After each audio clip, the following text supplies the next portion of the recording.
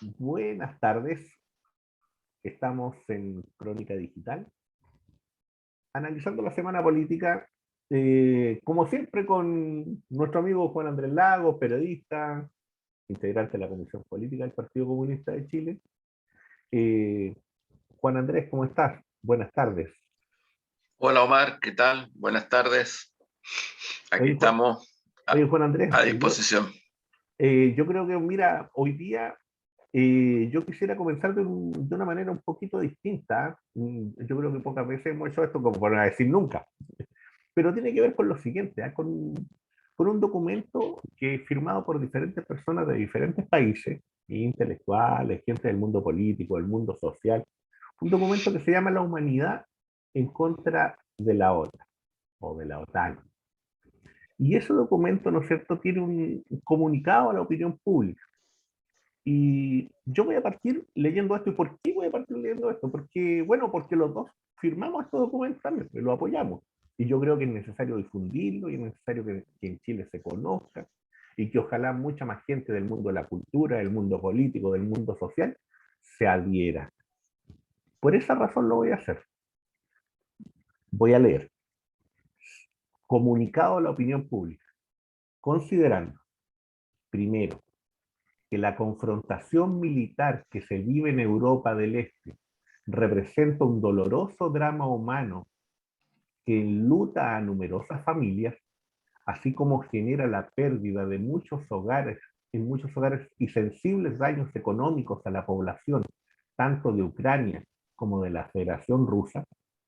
Segundo, que la Organización del Tratado del Atlántico Norte, OTAN, convertida en el brazo militar del capitalismo neoliberal, se expande con sus armas de destrucción masiva por Europa y por los territorios de otros continentes, cuestión que genera una amenaza a la vida, la soberanía de los pueblos y a la paz mundial. Sin duda, este hecho contribuye a explicar la grave situación político-militar que hoy se vive en el mundo. Tercero, que las medidas coercitivas unilaterales implementadas por las potencias occidentales se erigen en una flagrante violación de los derechos humanos.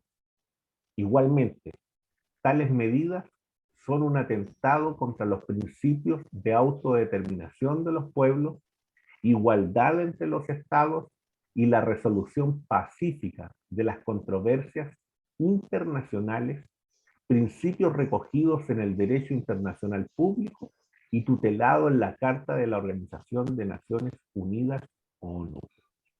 Acordamos, primero, expresar nuestras más sentidas palabras de solidaridad con las familias que han perdido a sus seres queridos durante los enfrentamientos armados en Europa del Este.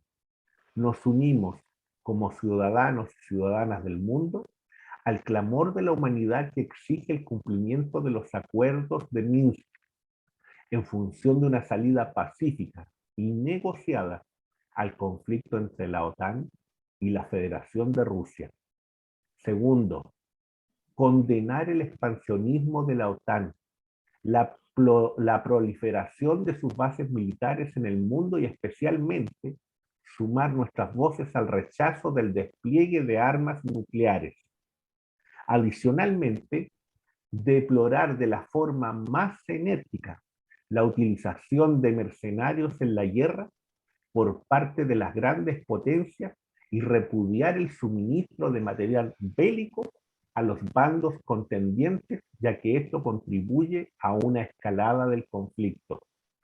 Tercero, exigir el cese inmediato de las medidas coercitivas unilaterales contra los pueblos del mundo, ya que son acciones neocoloniales, violatorias del ordenamiento jurídico internacional, que afectan indiscriminadamente a la población y menoscaban los derechos humanos.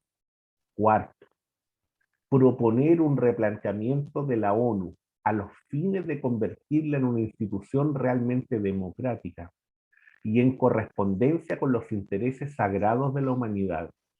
En este sentido, cabe resaltar que la libertad de expresión y el derecho a la vida son bienes jurídicos tutelados por el derecho internacional público y son parte integral de la Declaración Universal de los Derechos Humanos.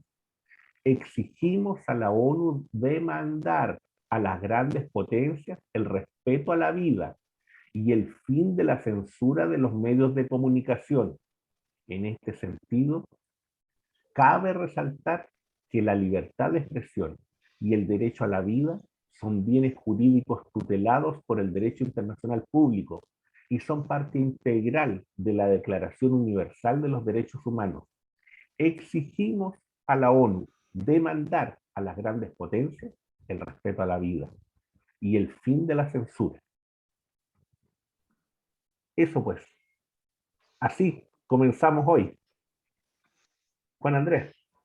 Así comenzamos. Yo No, creo que esa declaración, continúa Juan Andrés. sí, yo creo que esa declaración es muy pertinente en estos momentos. Ha salido también hace poquito un pronunciamiento de Putin que está recorriendo el mundo, que está teniendo mucho impacto. Y yo de ese planteamiento que hace el presidente ruso y que lo había hecho también un poco antes el canciller Lavrov, yo creo que ya definitivamente estamos frente a un escenario en el cual la correlación mundial impuesta por el imperialismo norteamericano y sus socios de la OTAN, efectivamente sus socios eurocentristas, ya entró en cuestión. El escenario mundial empieza a ser distinto y va a ser distinto. Eso es muy evidente. Lo que ha provocado esta crisis es efectivamente el militarismo norteamericano y de la OTAN que viene desde los 80 y que se profundizó en los 90 y que siguió en adelante. Es decir, esto no es una cosa reciente. No es cierto, como dicen medios hegemónicos y hegemones en nuestro país, que la causa de la guerra entre Rusia y Ucrania es la invasión rusa. No es cierto, no es cierto. Hay un artículo muy importante, yo el otro día mencionaba a la analista Karin Ebesberger, que es una articulista del Mercurio, de la derecha.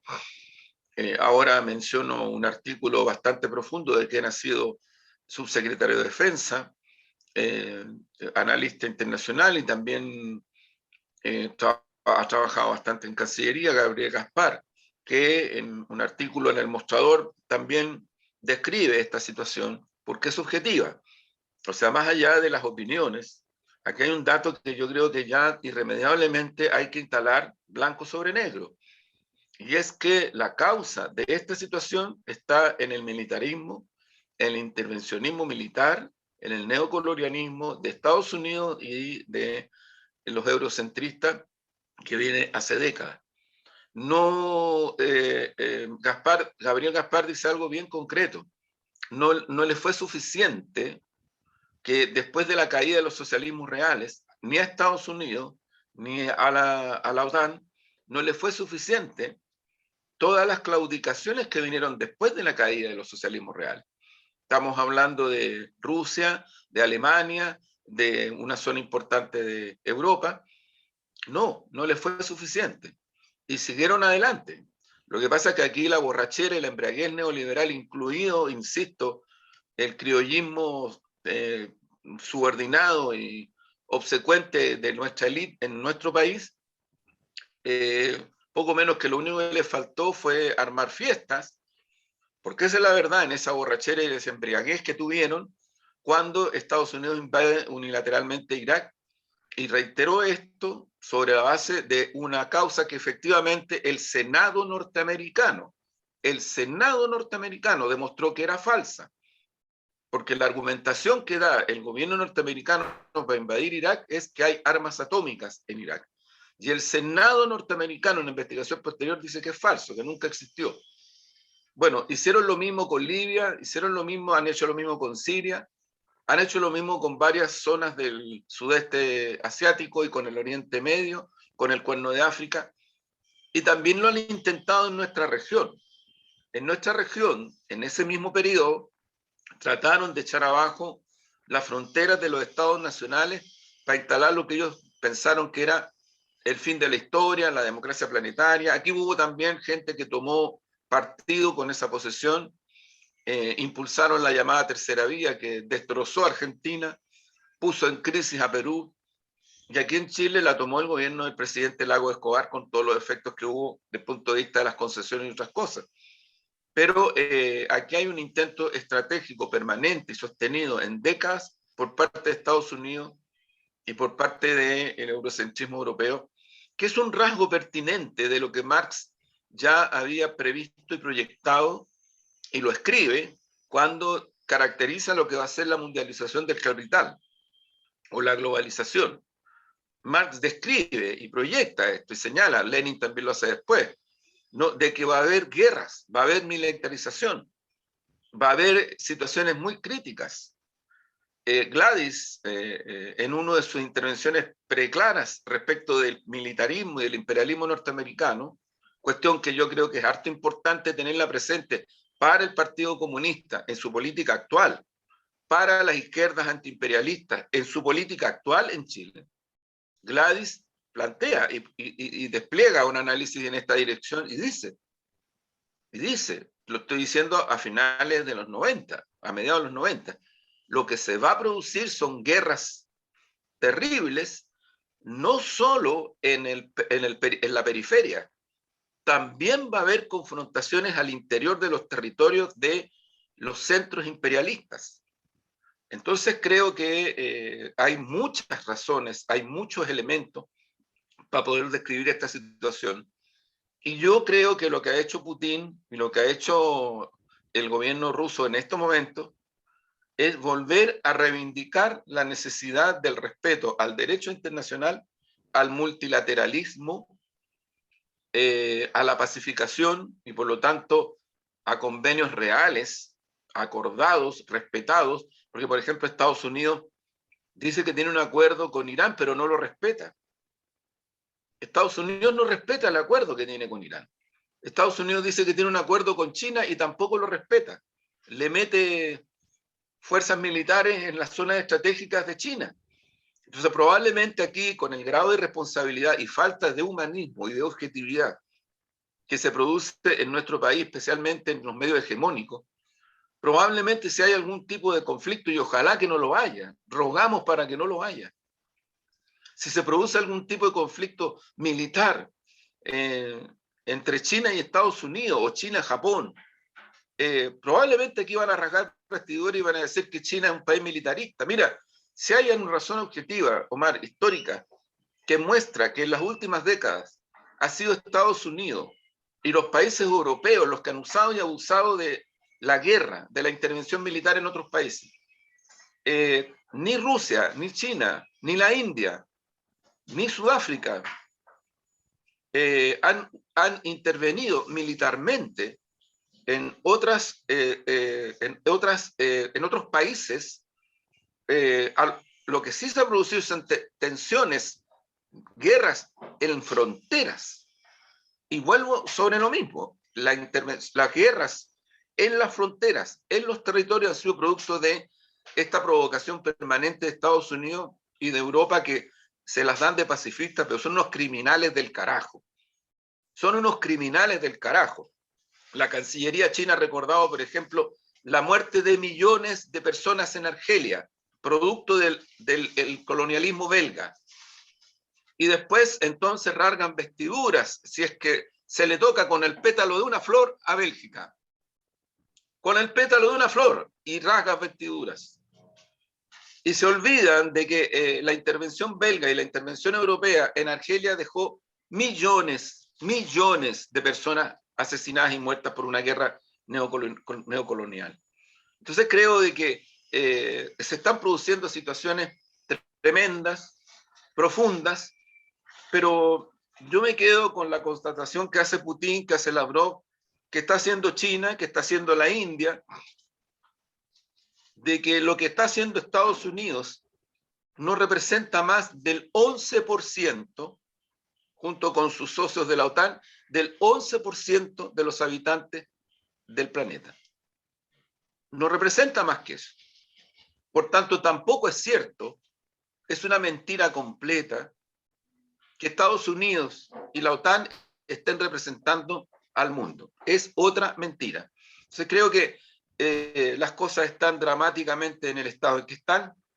Uno ruega para que efectivamente concluyan los conflictos, pero yo no veo, sinceramente, Omar, ni a Estados Unidos, ni los gobiernos europeos en su embriaguez neoliberal, eurocentrista, neocolonialista, no los veo con la idea de más que replegarse, porque han tenido que replegarse producto de la situación real. No los veo con la voluntad política de reconocer de que lo que han hecho con el planeta es una tragedia y que hay que cambiar los términos de referencia e ir al multilateralismo de verdad, ir al derecho internacional, ir a la desmilitarización de verdad. Lamentablemente, en mi análisis, lo tengo que decir, no es que me alegre, pero yo no lo veo. Fíjate, Juan Andrés, que, bueno, corroborando lo que tú estableces, ¿no? Concordando con eso, solamente agregar un par de datos. Bueno, hay un documentito muy antiguo, que se llama Carta sobre el colonialismo de Aimé Césaire, y se lo recomiendo, búsquenlo. Sí. ¿Sí? Es bien interesante lo que él habla en ese momento, ya en ese periodo de los 50, sobre lo que pensaba Europa, en la Europa de la posguerra, y lo que pensaba de la sociedad occidental, por cierto. Este poeta que fue profesor nada menos que de Fanon, ¿no? Eh, yo tengo la impresión de que de repente uno tiene que venir y volver a leer algunos textos. Por otro lado, también tiene que ver con esta dimensión de venir y enfrentar de una u otra manera este, este absolutismo de ciertos medios de comunicación, principalmente los llamados uniformados, y en donde Crónica Digital intenta, bueno, junto a otros medios, por cierto, porque no es el único, eh, intenta romper este bloqueo informativo, este verdadero, ¿no es cierto?, esta verdadera amenaza de discurso único, esta verdadera amenaza de construir una unidimensionalidad del discurso, a lo Marcuse, ¿no? El hombre unidimensional. Vaya, vaya que relevante hoy día volver a leer un texto como ese de Marcuse. Eh, yo creo que en esta misma dimensión, y ya trasladándonos a Chile, Juan Andrés, fíjate que hay una pregunta que yo me estaba haciendo todos estos días, desde el momento en que asume Gabriel en la presidencia, y es qué representa culturalmente Gabriel, cuál es el simbolismo, qué es lo que hace, ¿no es cierto?, de que genere un nivel de esperanza, que yo creo que tiene que ver, bueno, hay algunos analistas que dicen, mire, Michelle era la madre, Lago era el padre, Piñera el tío Viaracho, y Gabriel es el hijo, ¿no? Y Gabriel es el hijo. Esta generación que aparece, que puede ser es una lectura que puede ser muy evidente, muy directa. Yo creo que también que Gabriel puede ser esta necesidad, ¿no es cierto?, de esta esperanza que siempre existe, de que las cosas se pueden hacer mejor. Esperanza porque, por cierto, se ha dado en otro momento de nuestra historia. Se dio con el Frente Popular, se dio con Salvador Allende, por cierto, también se dio con Eduardo Frei Montalva, por cierto, también. Entonces, eh, son momentos en la historia de un país en donde se confabulan muchos factores para que esta persona y este conjunto de personas estén donde están y que en el fondo vienen y son capaces de integrar estas diferentes tensiones sociales. Y eso es lo que a mí me parece que representa hoy día Gabriel Boric, más allá de algunas situaciones que en esta primera semana son pequeños traspiés, ¿no? Y de que tenemos que hablar también. Está el tema del cura de Río, está el tema de esta visita a, ¿no es cierto?, al sector mapuche o al mapu, bastante comentada. ¿Cómo tú ves esto, Juan Andrés, mirándolo más desde la perspectiva política? Yo lo estoy haciendo una mirada más cultural, ¿no? O intentando. No, yo creo, Omar, que en trazo grueso, Ujú, eh, yo comparto, yo creo que aquí hay un periodo, no sé si hablar de ciclo, no ujú, sé, mira, yo estoy un poquito como reticente a seguir esta moda, porque me parece ujú, ser un poquito una moda, a utilizar tantas frases que de tanto usarlas mm, se empiezan a manipular para un lado, para el otro, que es el nuevo ujú, ciclo, en fin, no sé, ya respeto mucho, sí, por ujú, cierto, a las personas y a las y los analistas que trabajan con esos códigos, pero ujú, trato de guardar distancia de eso, creo. Eh, ¿Por qué? Porque mira, a mí me da, tengo la impresión que el proceso es muy dinámico. Yo sigo pensando que en nuestro país, de los 90 en adelante, junto con una hegemonía, porque tenía legitimidad, incluso electoral, social, este pacto transicional profundizó un espejismo brutal y muy violento. Y el espejismo era que Chile, en medio de la crisis mundial o en medio de el fin de la historia, en medio de la planetarización del capital especulativo, en fin, muchas cosas, todas cosas de bastante poca monta. Sin embargo, en Chile se impuso, producto también de esta hegemonía mediática, este espejismo de que íbamos a, en corto plazo, transformarlo en un país del primer mundo, siendo territorialmente periferia. mm. O sea, aquí hay gente que se quiere olvidar, por ejemplo, de realmente, a propósito de lo que tú señalabas, de las cosas que se hicieron. Tú recuerdas que, si no me equivoco, a una feria en Barcelona, no sé dónde, porque aquí hay, en la élite criolla hay una cosa como bien especial con Europa y con Sí, España, sí. ¿no? Muy especial, muy arribista, muy de desvincularse de su etos propio y trasladarlo para allá. Eso es parte del posmodernismo realmente existente en Chile todavía. O sea, yo el otro día escuchaba que hay gente que le importa mucho más que la famosa comisión de Ginebra o de Viena o no sé de dónde, que ha visto varios procesos constituyentes, le da mucho más importancia a las sugerencias que esa comisión le hace a nuestra constituyente que lo que sale de la propia constituyente, ¿no? Sí. Entonces, bueno, eso es la élite criolla y lo es hace mucho tiempo, hace muchas décadas y muchas décadas. Pero bueno, lo que quiero decir es que este espejismo que llevó, para cerrar la idea, a que en algún momento se llevara un iceberg a una feria europea. Sí, sí. Fue muy notable. Claro, cosas de ese tipo. Bueno, hoy día se está desplomando y creo que se está desplomando culturalmente, se está desplomando de la peor manera. Ya hay mucho menos gente que con todo el engreimiento que han tenido, te dicen de que lo que ocurrió de los 90 en adelante es lo mejor que le ha pasado a Chile en su historia republicana. Hay cada vez menos gente que lo dice, pues ya no tienen espacio para decirlo.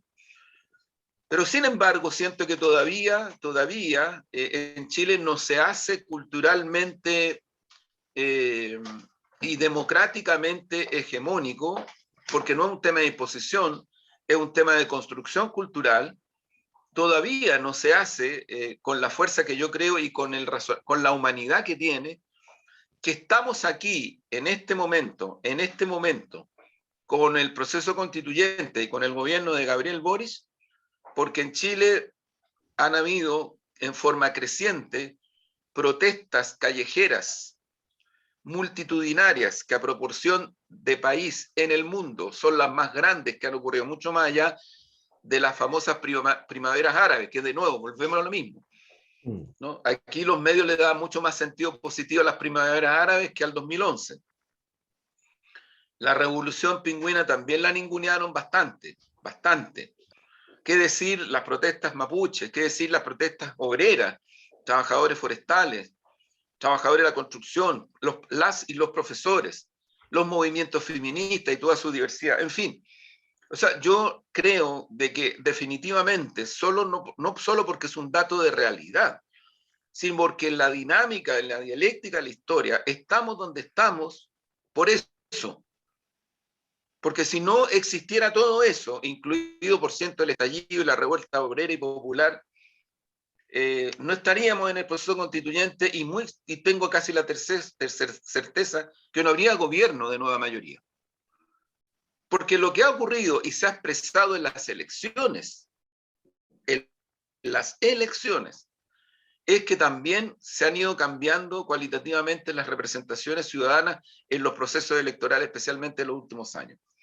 No del todo, pero se han ido cambiando y aparecen fenómenos nuevos. Y esos fenómenos nuevos tampoco se hacen tan visibles porque a nadie quiere que sean visibles. Porque la élite es autorreferente, es atávica, es miedosa, pero es violenta. Y rápidamente, cuando se siente insegura, recurre a la represión y a la descalificación de las personas y de las fuerzas políticas, culturales y sociales que emergen en estos procesos. Eso a mí me explica, por ejemplo, la forma como están estigmatizando los debates al interior de la constituyente. Eso es lo que me explica las estigmatizaciones hacia las... Ya hay gente, y yo lamento, me da hasta un poco de pena, fíjate, lo debo reconocer, que gente que se dice izquierda hable del octubrismo, como si el octubrismo fuera una cosa media así como... Es que de verdad, Omar, tú tienes razón y ojalá que esto lo pudiéramos insertar en el presente referencial y en el futuro, porque no hay posibilidades de presente si no es con el pasado. Y no hay futuro si no es con el pasado. Entonces no es que, como el posmodernismo concertacionista, noventero, derechista que decir, y algunos sectores izquierdistas también, han intentado instalar en Chile de que el presente no se hace desde el pasado. Y han tratado de modificar, porque en el fondo eso les permite justificar les permite justificar la amnesia, la imposición de una amnesia social y colectiva, les permite justificar e imponer la impunidad en violaciones de derechos humanos, en crímenes de lesa humanidad, en aberraciones de todo orden. Eso es. Y lo transforman a veces en simbolismo vacío y carente de sentido épico, histórico, político, cultural. Creo que estamos frente a un momento muy interesante, muy intenso, que, insisto, para mí la causa que deriva en lo que estamos viviendo es efectivamente esta lucha, esta movilización, esta resistencia, esta expresión popular, ciudadana, en distintos momentos, creciente y que sigue creciendo, y que ojalá, de mi punto de vista, se haga permanente y estable. Claro, más de alguien va a decir, este gallo está loco, porque está diciendo que lo que tenemos que hacer es todos los días salir a la calle, seguir en la calle, seguir en la calle. No es ese el sentido de mis palabras. Es que la historia demuestra que solo los pueblos movilizados logran avanzar. Ahora, Solo los pueblos movilizados logran avanzar. sí, Los ahora, pueblos a los cuales se los domestica, se les frena, se les divide, se les fragmenta, se ven obligados a delegar poder, finalmente terminan en una esquina semi-ocultos o semi-ocultas, más allá de los episodios que pueden ser incluso muy importantes. Hay muchos fenómenos culturales. Mira, en lo contemporáneo, en los fenómenos por la paz de la década del 60 en Estados Unidos, ¿en qué terminaron? ¿En qué terminaron? Y eran fuertes. Eran fuertes. El hipismo no era una cuestión que alguien pudiera decir yo me la meto al bolsillo. Eran movimientos por la paz fuertes contra la guerra en Vietnam. De alguna manera intentaron cuestionar el modo de vida norteamericano al interior del territorio norteamericano. ¿Y en qué terminaron? ¿Qué pasó con ellos? Eso es más allá de que uno quiera o no quiera que eso termine, es importante analizarlo y es importante ver dónde han quedado otros movimientos en el mundo que tal vez no tan visibles, no tan atractivos, sin embargo han hecho historia porque se han afincado en las raíces y en las dimensiones de futuro de sus propios estados nacionales y de las construcciones territoriales que siguen desplegándose en el planeta. Entonces, digo eso porque creo que si hay algún punto de referencia en el cual uno tendría que poner la atención respecto de Chile, de nuestro país, de nuestros pueblos, es esto. O sea, el carácter del Estado en Chile va a cambiar. Sí, sí, efectivamente, la nueva constitución le cambia totalmente los términos de referencia a lo que significa un Estado que en su interior tiene varios pueblos y por lo tanto tiene que reconocer y establecer jurídica, cultural, políticamente la condición de plurinacionalidad y multiculturalidad. Y aterrizo inmediatamente. Yo estoy bastante de acuerdo con el planteamiento que ha hecho Natividad Yanquileo en estas horas, ¿sí? cuando ha dicho que la situación en los territorios mapuches va a cambiar cuando cambie el modelo político y económico y cultural de este país. Yo estoy de acuerdo con eso. Claro, pueden haber situaciones, la ministra Sichel dice que hay presos políticos, Monsalvo dice que no hay presos políticos, en fin, el senador Álvaro Elizalde dice que no hay presos de conciencia en Chile, en fin, hay toda una... La derecha busca sacarle provecho a todo aquello, por supuesto, ellos, hablando de ponerle cuestión a la existencia o no existencia de prisioneras y prisioneros políticos, ellos. Ujú. A mí me parece que una de las cosas que se han ido dando en el transcurso de este proceso, que como dices tú, ¿no es cierto?, uno puede entrar a discutir o no si estamos en un cambio de ciclo, si es un tema refundacional o no es un tema refundacional. Yo tengo la impresión de que, de todos modos, eh, al menos lo que nosotros hemos venido trabajando acá, desde el 18 de octubre en adelante, se da efectivamente un proceso de rebelión.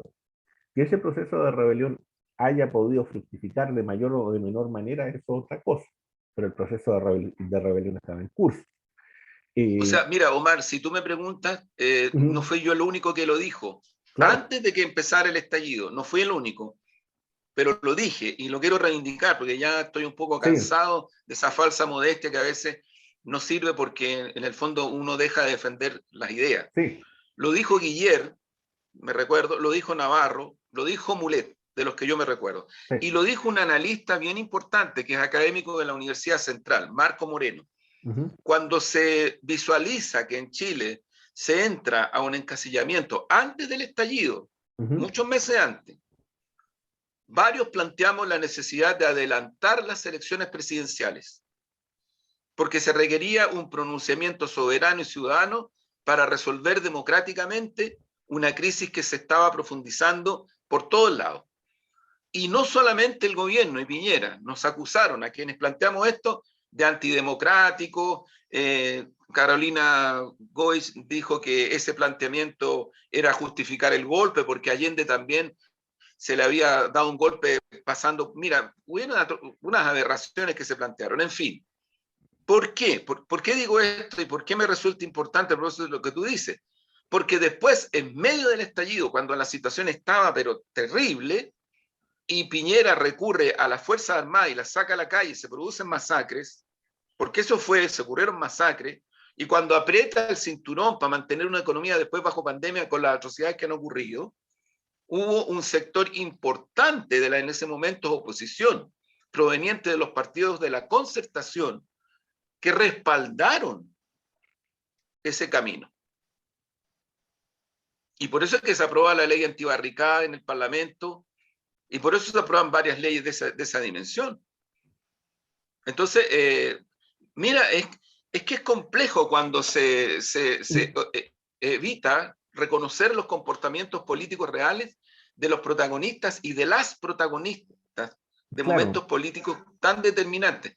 Yo Lo, sigo pensando que lo mejor que le podría haber ocurrido a Chile es que Piñera abandonara el poder, lo tomara, también lo planteé en algún momento, lo tomara la presidenta del Senado, en un momento Yanna Proboste, uh-huh, y en meses se convocara a elecciones presidenciales.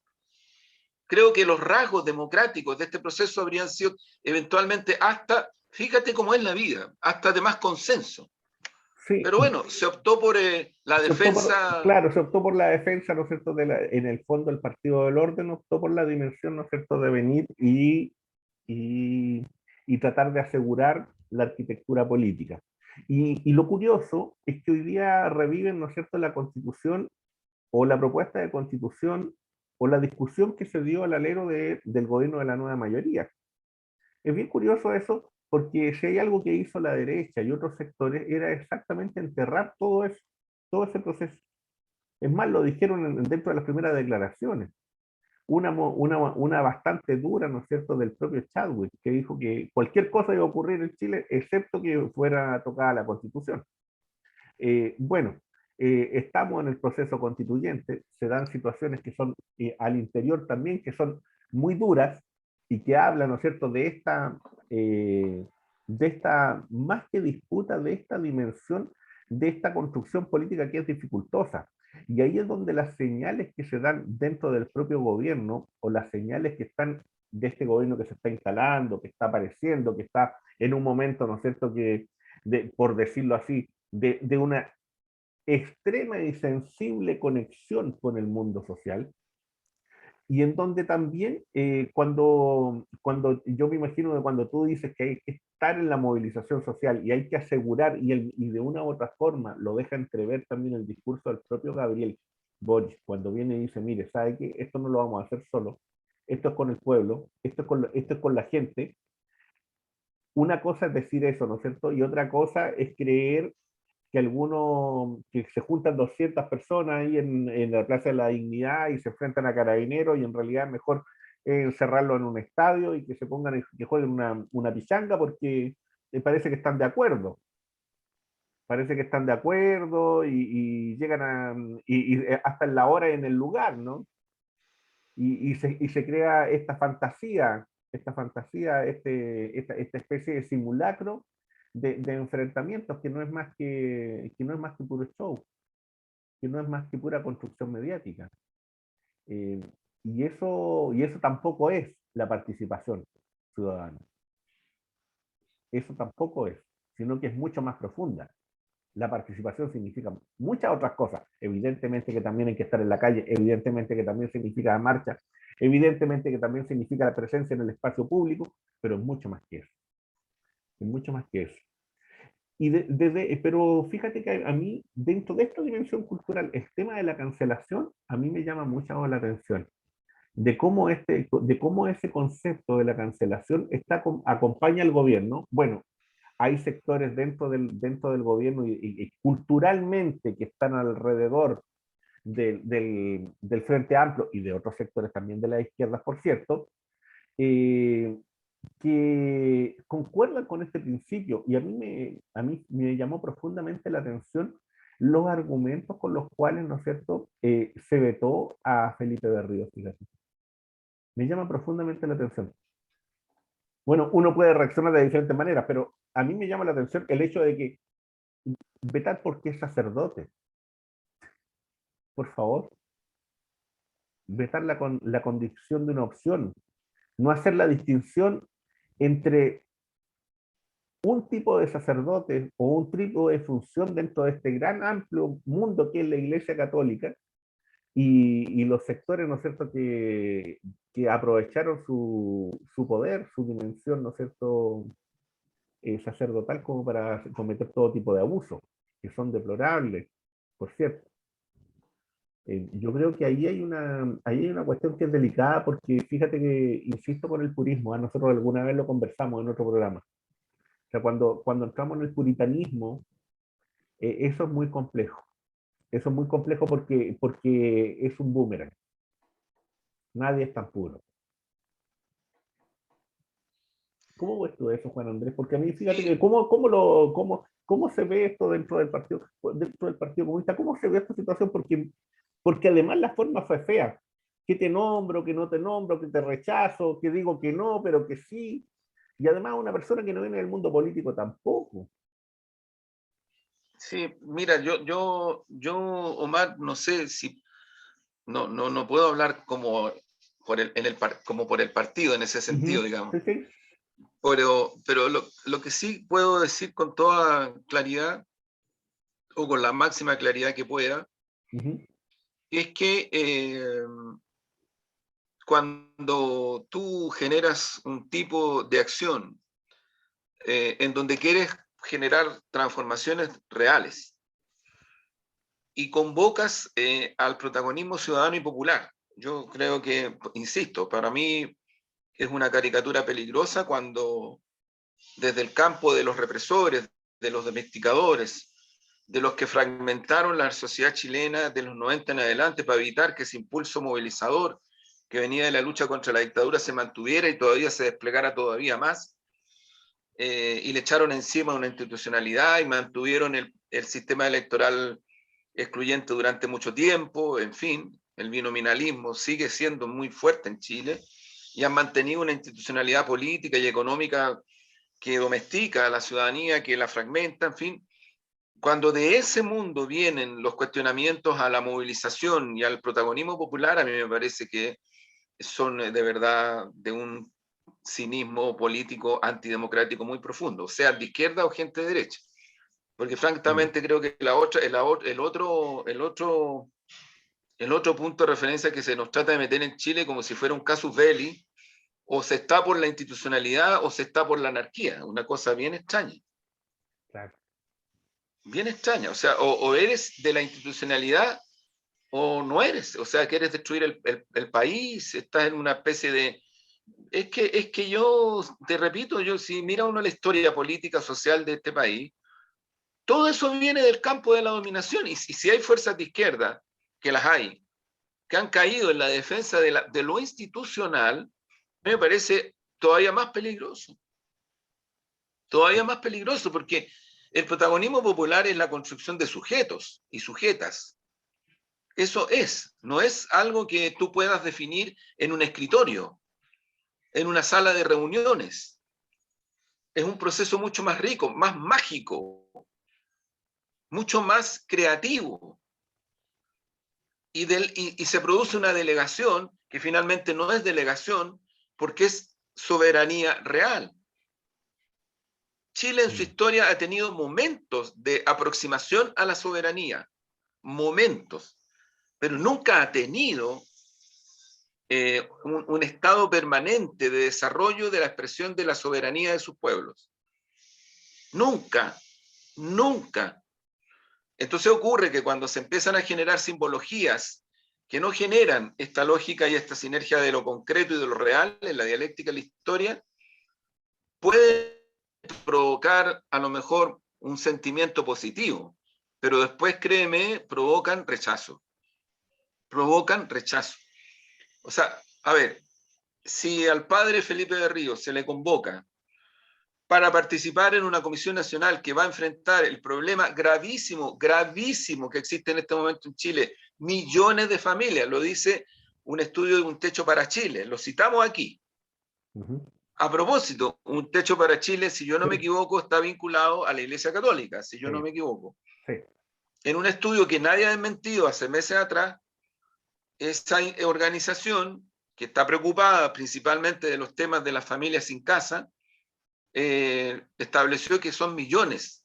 Incluso más, dijo, es posible que producto de esto haya un estallido social centrado en la crisis de la vivienda. Si tú tienes esta situación, si a esta situación tú le sacas la fotografía real, ¿y cuál es para mi gusto la fotografía real? Que tú tienes movimientos sociales, territoriales, por la defensa de la vivienda digna, la mayoría encabezado por mujeres, la mayoría por mujeres en todo el país. Si tú tienes una dinámica de crisis que pone en el centro el riesgo de la pervivencia, porque no hay donde vivir, si a eso incorporas situaciones tan dramáticas como lo que se vive en los campamentos, donde llegan migraciones, donde hay delincuencia, donde hay narcotráfico, en fin. Y tú le pides a un sacerdote como Felipe Berrío, jesuita, si es que se le pidió, ojo, porque nadie tiene claro realmente, lamentable, porque ahí sí que los medios se pierden, pues, se pierden nomás. Se le pide que desde su condición de sacerdote que vive y trabaja en un campamento concreto en Antofagasta, en uno de los cerros de Antofagasta, incorporarse a una comisión que va a enfrentar esta situación, y después nadie sabe muy bien por qué se le excluyó o se le dijo que no, o nadie sabe si efectivamente fue así o fue un acto fallido.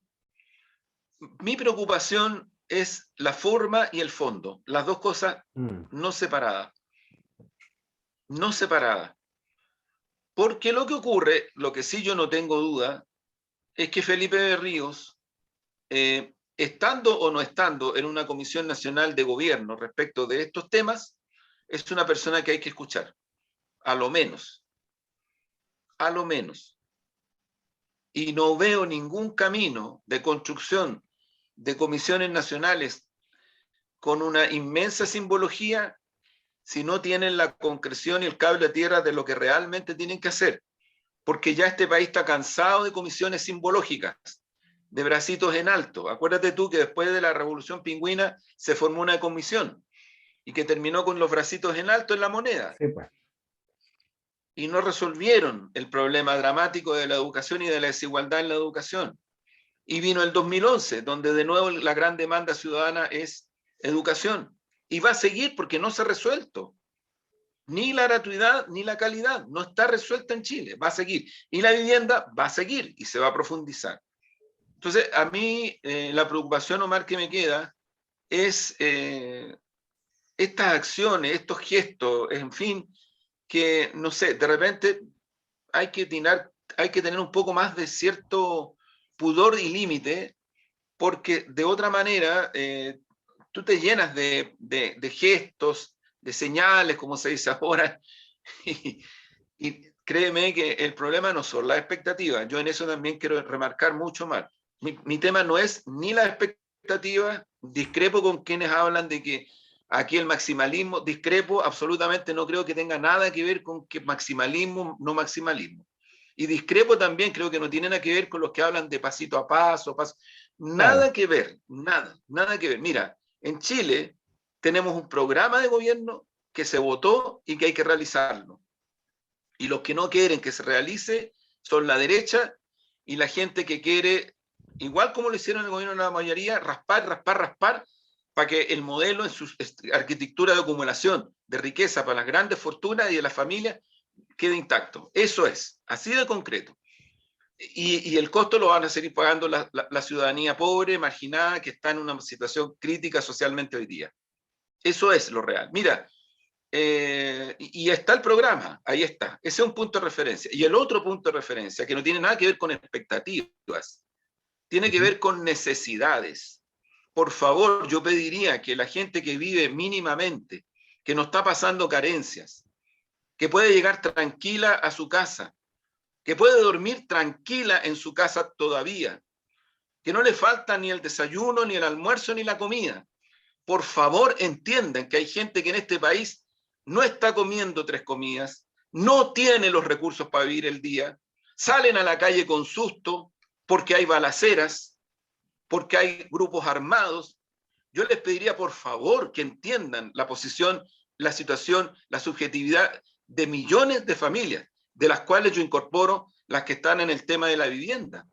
Porque tú comprenderás, Omar, que el tema de la vivienda es todo esto que yo he tratado de escribir. No es en el aire, no es en el aire, es todo esto.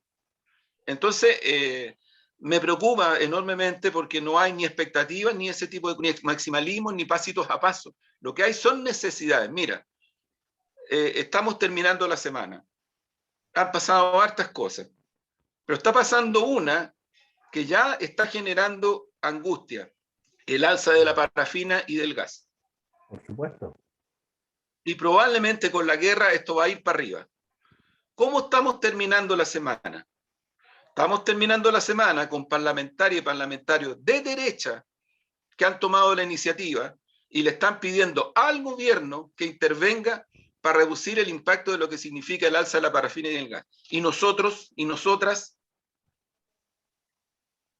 o sea, un gobierno como el nuestro, con las características y la impronta que tiene, si en algo se tiene que adelantar es en este tipo de cosas. Es en este tipo de cosas. Y siento que ahí hay un gran desafío, pero también hay una tremenda posibilidad. Pero tremenda, tremenda, tremenda. Yo creo que voluntad política nos falta.